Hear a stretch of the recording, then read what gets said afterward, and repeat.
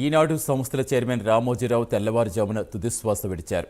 నిన్న మధ్యాహ్నం ఆయనకు తీవ్ర అనారోగ్యం గురికావడంతో హైదరాబాద్లో ఓ ప్రైవేట్ ఆసుపత్రికి తరలించారు. చికిత్స పొందుతూ ఆయన మృతి చెందారు.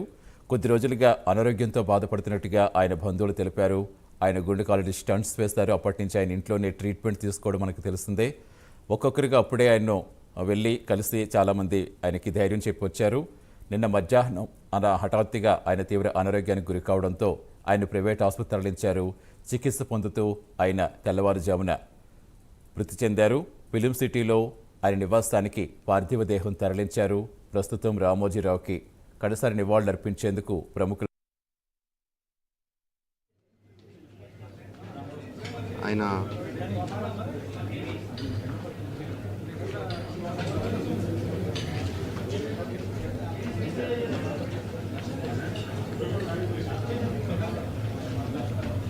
ఎంతోమందికి మార్గదర్శకంగా నిలిచారు. ఎంతోమందికి ఉపాధి కల్పించారు. అలాంటి వ్యక్తికి the way we can pay tribute to him is by conferring Bharat Ratna. ఆయనకి డెఫినెట్గా ఇవ్వాలి. ఆయనకి ఇవ్వడం సముచితం అని రెండు రాష్ట్ర ప్రభుత్వానికి కేంద్ర ప్రభుత్వానికి కూడా మనవి చేసుకుంటున్నానండి. Thank you.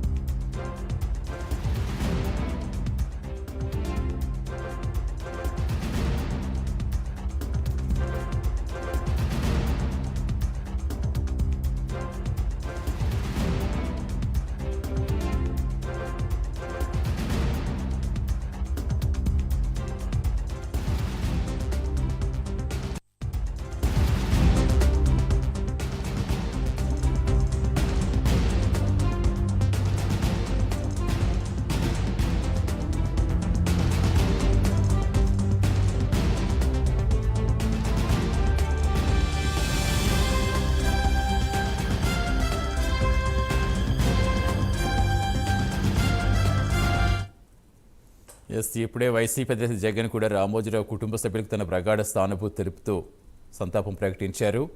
అమెరికా నుంచి ఆయన మనవడు రావాల్సి ఉండడంతో అంత్యక్రియలు రేపు నిర్వహించబోతున్నారు.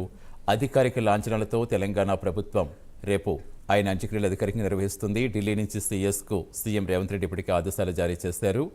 అంటే దేశవ్యాప్తంగా ఒక మీడియా అధినేతకు ఇలా అధికారికంగా అంత్యక్రియలు జరపడం ఇదే తొలిసారేమో. అలాగే ఇప్పటికే ఒక్కొక్కరిగా ప్రముఖులంతా సంతాపం తెలుపుతున్నారు. టీడీపీ అధినేత చంద్రబాబు, బీఆర్ఎస్ అధినేత కేసీఆర్, మెగాస్టార్ చిరంజీవి, కిషన్ రెడ్డి సహా పలువురు సంతాపం తెలిపారు.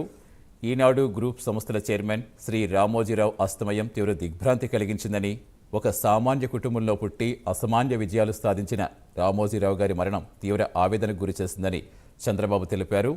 అక్షర యోధుడిగా రామోజీ తెలుగు రాష్ట్రాలకు, దేశానికి ఎన్నో సేవలు అందించారని, తెలుగువారి జీవితాల్లో అత్యంత ప్రతిభావంతమైన ముద్ర వేసిన రామోజీ తెలుగు ప్రజల ఆస్తి అని తెలిపారాయన. ఆయన మరణం తెలుగు ప్రజలకే కాదు, దేశానికి కూడా తీరని లోటని ఆవేదన వ్యక్తం చేశారు. సమాజ హితం కోసం అనుక్షణం పనిచేసిన ఆయన కీర్తి అజరామరమని, ఈనాడు గ్రూప్ సంస్థల స్థాపనతో వేల మందికి ఉపాధి కల్పించారని చంద్రబాబు తెలిపారు. ఇక మీడియా రంగంలో రామోజీ ప్రత్యేకమైన శకమని, ఎన్నో సవాళ్లు, సమస్యలు అధిగమించి ఎక్కడా తలవంచకుండా విలువలతో సంస్థలు నడిపిన విధానం ప్రతి ఒక్కరికి ఆదర్శనీయమని చంద్రబాబు తెలిపారు.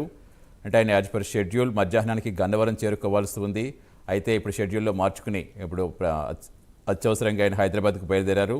మధ్యాహ్నం 12:30 ఆయన ఈనాడు ఫిలిం సిటీకి వెళ్తారు. అక్కడ రామోజీరావు కడసారి నివాళులు అర్పిస్తారు. ఇప్పటికే ఢిల్లీలో అక్కడ ఆయన నివాళులు అర్పిస్తున్న దృశ్యాలు మనం ప్రస్తుతం స్క్రీన్పై చూస్తున్నాం. ఆయన మృతి తీరని లోటంటూ ఆయన తన సంతాపం తెలిపారు. అక్కడ ఉన్న ఎంపీలతో కలిసి ఢిల్లీలోనే ఆయన చిత్రపటాన్ని నుంచి ఆయన చిత్రపటానికి నివాళులు అర్పిస్తున్నారు.